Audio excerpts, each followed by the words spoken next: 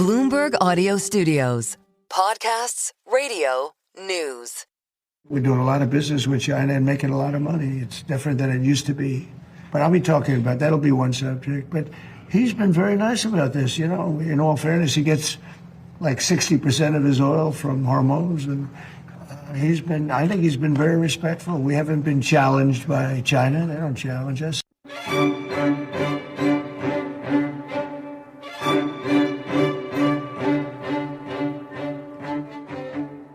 I'm Stephanie Flanders, Head of Government and Economics at Bloomberg, and this is Trumponomics, the podcast that always looks at the economic world of Donald Trump, how he's shaking up the global economy and what on earth is going to happen next.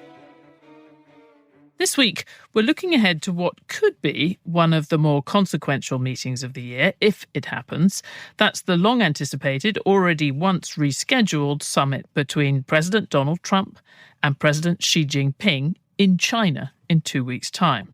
Now, President Trump has said this week he's still looking forward to meeting his Chinese counterpart, Xi Jinping, and officials in the White House and Beijing have been preparing for this high-stakes conversation for months. But in that period, the administration has also decided to start a war in Iran that has brought fresh strains between the two countries.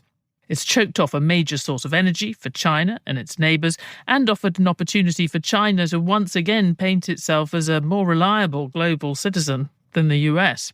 In the past few days, Iran-related tensions have also ratcheted up again as China has taken the unprecedented step of ordering its companies not to abide by US sanctions on private refiners involved in trading Iranian oil. It's a pretty brazen attack on the legitimacy of US sanctions.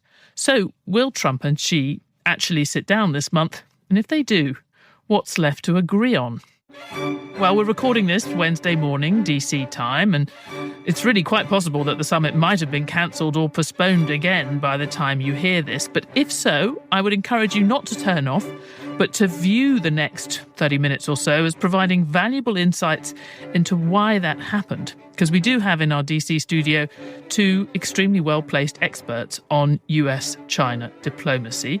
Jenny Welch, the chief geoeconomics analyst for Bloomberg Economics, who's been on the show before. She previously served as the director for China and Taiwan on the US National Security Council under the Biden and Trump administrations. She was also an advisor to Vice Presidents Harris and Pence on Asia and the Pacific. Jenny, thanks again for joining us.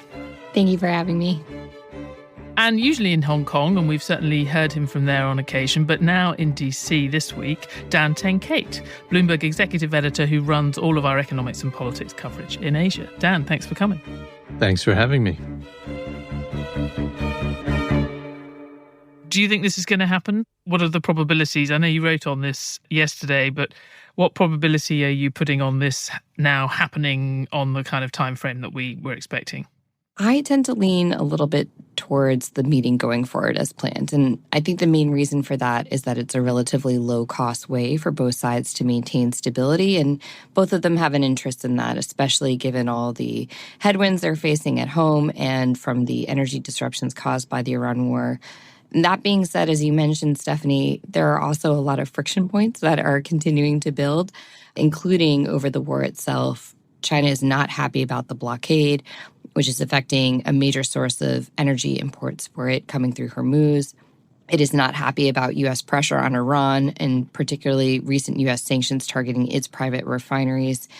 And more broadly, I think China is not happy to be hosting a major diplomatic summit in the midst of the U.S. carrying out, whether Washington says it still is or not, what the world perceives as a major military campaign in the Middle East. And I guess, so they'd sort of rather it wasn't happening, but given that it is, they also would see significant costs to putting it off or cancelling it. That's right. I think there is the risk that it could turn from just a diplomatic snafu into a larger friction point in the relationship. And that comes at a moment where, while China is insulated itself from the effects of the Iran war through its reserves, its energy diversification, it's still facing costs and it's still worried about the impact this war will have on its ability to sell its exports around the world. And so all that is to say, I think they would not necessarily want a trade fight if they can avoid it with the United States. Certainly they would wage it if they felt they had to. But hosting Trump is a relatively low-cost way of potentially avoiding that outcome. Dan, Jenny's obviously kind of thinking about both perspectives, having spent a lot of time sort of advising US administrations on how China is looking at things. But, you're normally sitting in Hong Kong. How do you think the Chinese authorities will be viewing the summit and the decision to potentially postpone or delay? I agree with Jenny. Definitely, it's not the preferred time to be having a summit. Xi Jinping will often say things to leaders like when he dressed down Justin Trudeau at the G20 in Bali a couple of years ago. We need to create the right conditions for the relationship. And this is not the right conditions. It definitely puts them in an awkward position in terms of what do you do on the ground? They like to just make sure that everything is stage managed. They measure out the distance that Xi Jinping needs to walk from point A to point B. They don't like any surprises. So dealing with Trump normally, there's so many unknowns when it comes to that you're not quite sure what he's going to say, and you're trying to stage manage the whole thing. So it just adds an element of uncertainty that they don't like. But they also do have a way of looking at the bigger picture. And the bigger picture is the U.S. is still an important market. Their economy is still heavily reliant on exports and a stable external environment. They're also set to host APEC later in the year. Trump is going to host the G20. They're supposed to meet 3 more times after this. So to keep that all on track, this meeting has to happen at some point, or otherwise it gets derailed. And this truce is set to expire in November unless you extend it. And so for all those reasons, there's a lot of reasons to go forward with this meeting, even if it's not an optimal time.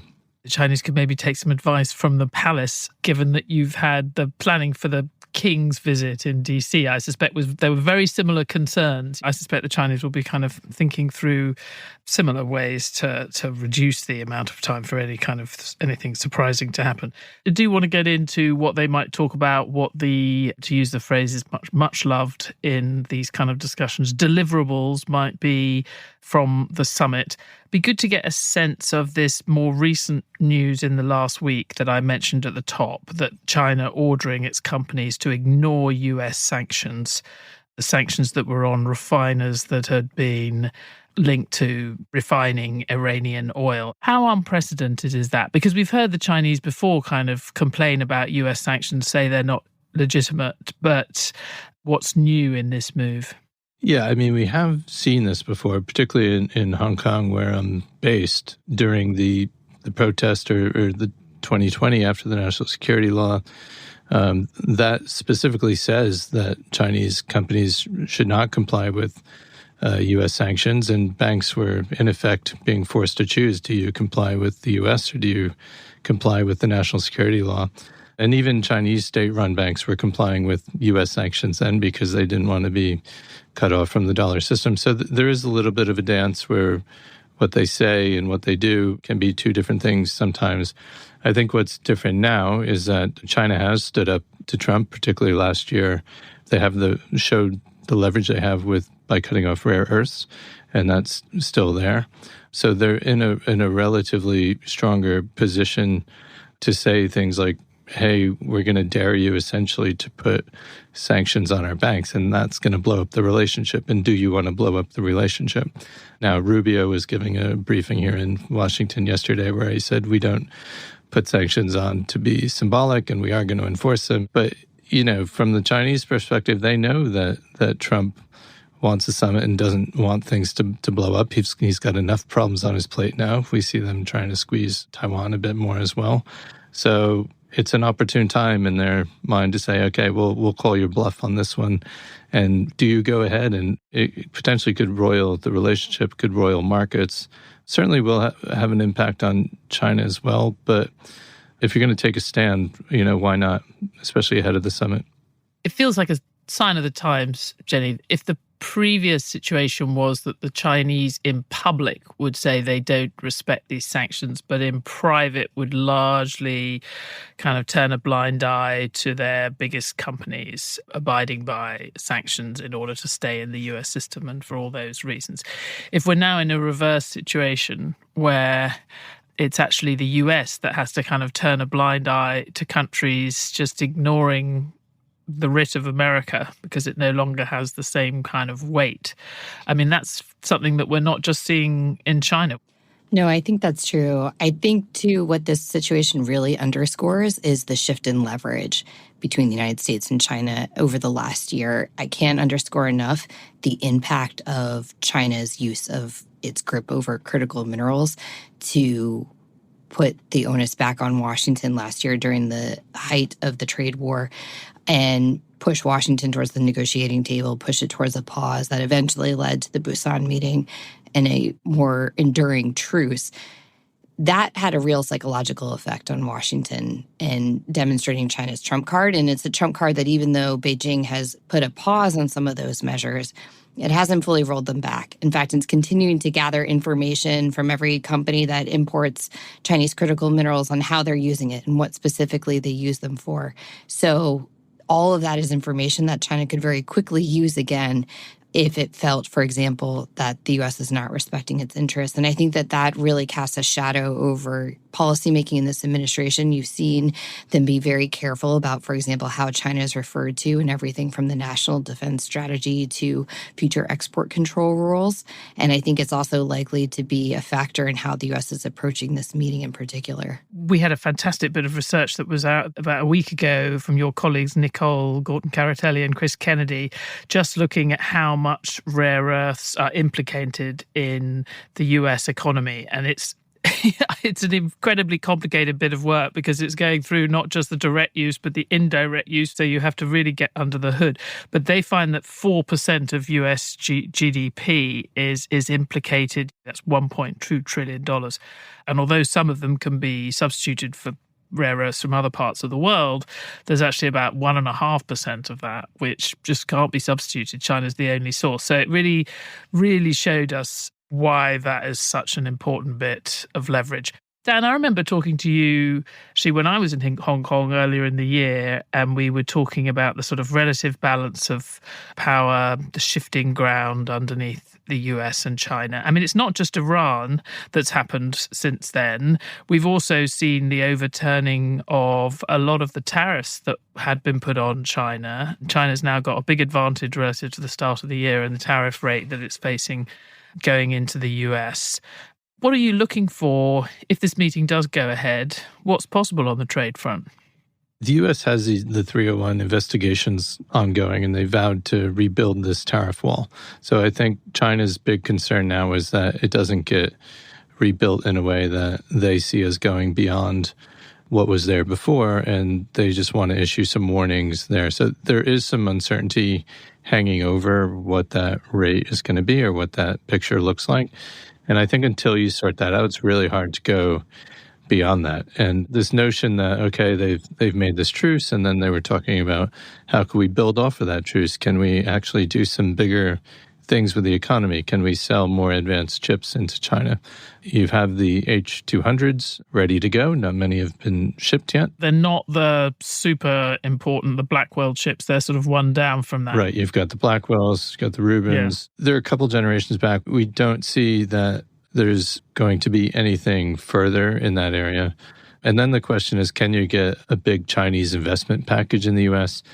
There was some talk of, are they going to, if anyone, I guess Trump could totally flip the script and say, we're going to welcome massive BYD investments in electric vehicles and things like that. But there doesn't seem to be anything on the cards there. The national security restrictions are still in place on a lot of those things. You have pent-up demand for Boeing airplanes, and it looks like a deal there might go through. And of course, that also gives China leverage with Airbus. If you're just buying from one supplier, you don't have much leverage there. So that also helps the Chinese, in a way, fill demand that they already have and gives them some negotiating leverage against Airbus. You're very still in the straitjacket of national security restrictions that limit how far you can go either way. On the trade and investment front, they'll announce some wins, but I don't see anything that would really move the needle to break through those restrictions that we've seen. Jenny, the bad news for you is that you're going to have to be quite focused on this summit if it does go ahead for the next 2 weeks and get people excited about soybeans as well as maybe the odd Boeing jet. Yes, I think that's right. I think the ambition is relatively low for it. That being said, obviously President Trump would trumpet it as a major foreign policy win, major deliverables. But as with so many things, all of it depends on the execution, right? There were a lot of promises made in Busan last year, and I think we're still waiting to see how some of those turn out, including on soybean purchases. The Chinese fulfilled the requirement to purchase, I think it was 12 million metric tons by February of this year, but they're on the hook to buy about 25 million by the end of this year. And there, I think, is a huge question, especially for U.S. farmers. When do those orders come in? Because it makes a big difference on whether they come in now or whether they come in closer towards the end of the year, which is when Beijing might have an incentive to do it. You don't want to front load all those orders and lose all your leverage. So there are just a number of friction points in the relationship, and I think that this meeting would help to provide some stability and additional time to work through those, but it's not going to probably resolve all of them, including because the president in the United States is not the only actor here. You have Congress, for example, considering laws that would restrain his ability to do some of the things he's talking about, including on Chinese vehicles in the United States. Dan, you said something on a news call earlier today that made me think about it slightly differently. So we've talked about, the leverage that China has kind of now exercised when it comes to rare earths. We tend to feel quite beholden to China's extremely cheap EVs and solar panels and all these things that are incredibly useful in the world right now, especially in Europe, as people are trying to avoid higher energy costs. But I guess on the other side, what's happened in the last few months is we've really seen the power of some of these AI tools, including some of the things we discussed it on the show a couple of weeks ago, things like Mythos coming out of Anthropic. The US does seem to have the lead still on these very potent forms of AI.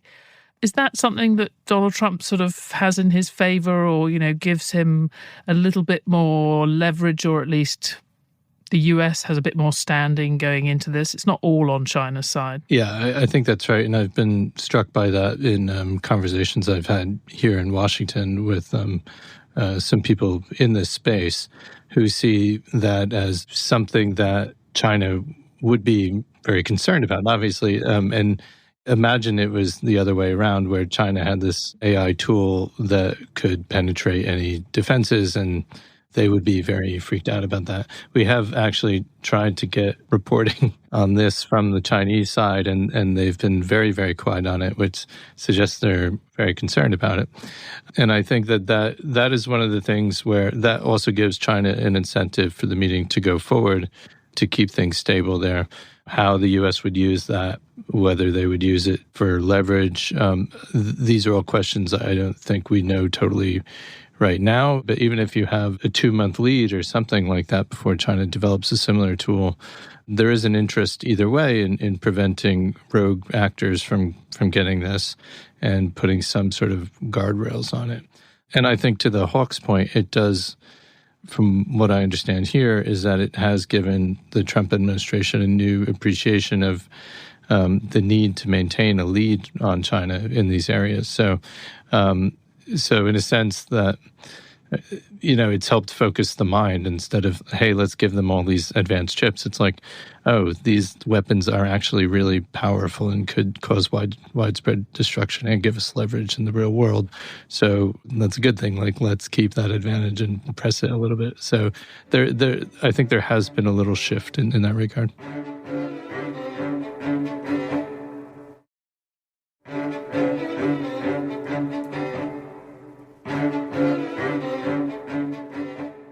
Jenny, we should say it's pretty unusual to have a US president go to China. I mean, the last one to go, most recent one to go, was Donald Trump in 2017, nearly a decade ago. Are we sort of underestimating just symbolically how significant it is? I mean, why is it so rare for a US president to go to China? I would say it's rare now. It didn't always used to be. And it didn't always used to be rare for Chinese leaders to come to the United States. Xi Jinping, it's been some time since he made a state visit to the United States, although, as Dan mentioned, that might happen later this year. And what's interesting, too, is I think that President Trump was the last president to visit in 2017. It wasn't something that was seriously discussed during the Biden administration. There was no discussion of a trip one way or the other.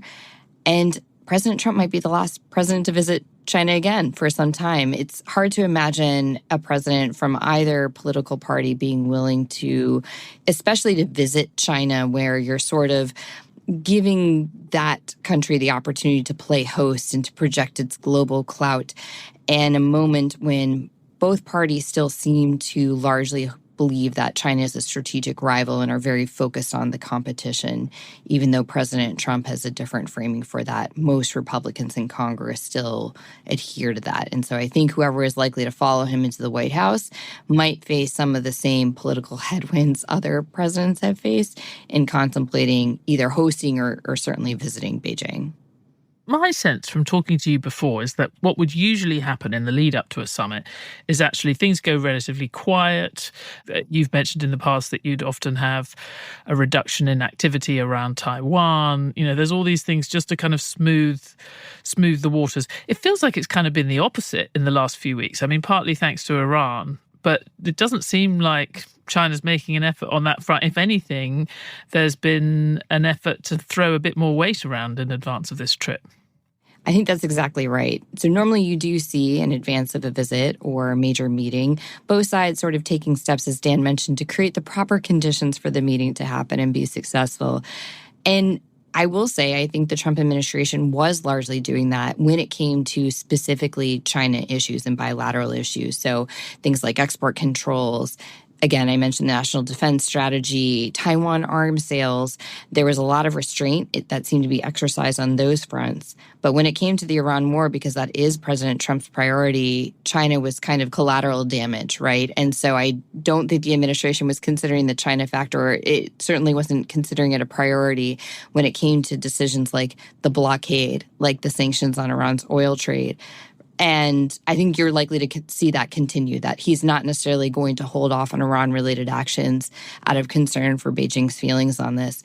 And I think what you see from Beijing is a response to that and saying things like, well, if you're going to do this, we're going to use our blocking rules. If you're going to do this, then we're going to host Iran's foreign minister in Beijing just beforehand to talk about the war. And those are all the potential friction points that, again, it could not delay the meeting, but you could certainly see them presenting a speed bump to it going forward. Dan, as a last word for you, because you're going to be the one, when you get back, I suspect you'll be continuing to write your plans for the team on how to report on this summit. We tend to say, and you said at the start, they've got a very different approach to things. You've got a leader in China who is not really focused on relationships, we are told, wants everything to be nailed down in advance, doesn't like surprises. President Trump is, famously exactly the opposite. But I can't help remembering when there was a kind of standoff last year about the phone call between the two of them. All the very wise Chinese experts assured me there's no way that President Xi's going to get on a call where he doesn't know exactly what's going to happen on the call or what's been agreed. And in fact, we were all surprised because we then found out that a call had taken place. So I just wondered, do you think there are some potential surprises that come out of this where President Xi is kind of maybe learning to play a different kind of game with this different kind of president? Yeah, and I think with the call last year, the question was, what would get Xi on the phone? And I think that it became clear in the weeks and months afterward that China was looking at that as we are drawing a line and capping various export controls that the U.S. could put on China. And so is that worth it? Yes, I think the Chinese do have a pragmatic side there in terms of, as we said, the bigger picture, which is let's make sure we're seen as a like-for-like superpower, that we're treated with some respect, that there's reciprocity. If you do something, we'll do something. And there is some convergence here as well in the fact that China wants the Strait of Hormuz open right now. They don't want to be seen to endorse anything Trump is doing. I think they completely oppose the war and the strikes, but they do want the Strait open. They don't want to be paying tolls in waterways. There was the Indonesian finance minister floating, apparently saying he was joking that they were going to consider a ship tax in the Malacca Strait where a lot of Chinese oil transits. I noticed that because we did an episode a few weeks ago about how this could potentially open the floodgates is probably the wrong metaphor, but this Strait of Hormuz issue and the US not underpinning that shipping route did potentially open the way to others being under challenge, not least that one. So I was very interested to see that happen. But sorry, I've interrupted. No, I think that's right. So China wants freedom of navigation. They want a lot of things the U.S. wants. They've benefited immensely from free and open trade across the world, and they've managed to take advantage of that probably better than any other country. So there is some convergence of interests where they can align on those things. China, of course, wants to not condone that. And there's a political element to that too. So last time when Trump was there, he got a private tour of the Forbidden City and a dinner with Xi and a military display. So yes, there might not be any huge breakthroughs in the relationship, but how does China treat those sorts of optical things? What is the tone of the statement? How much does the language on Taiwan change, for instance? Does it roll out the red carpet for Trump? Does she smile? What are the interpersonal reactions like? And I think that message for China is much more complicated in this kind of environment. And so how they play that, the tone of it will be very interesting to watch. But China does keep their eye on the ball in the eye. And that is essentially keeping the Communist Party in charge, keeping the economy stable, handling all the various domestic problems that they have at home. And you got to remember, too, there's a party Congress next year that's essentially an election year in China for all intents and purposes. There's a lot of jockeying for positions going on now. Xi Jinping has gotten rid of most of his top generals, which indicates there's a lot of turbulence under the surface of what we see. And so God knows what problems Xi is dealing with at home right now. Does he need, he would like a stable world. And so that's the incentive to go forward, even if it's not optimal, as I said. Well, we will be looking for all of those if the summit goes ahead. And if it doesn't go ahead, we will look back on this conversation and say it was all very clear in the outlines of what you were both saying. So Jenny Welch, Dan Tenkate, thank you very much. Thank you. Thank you very much.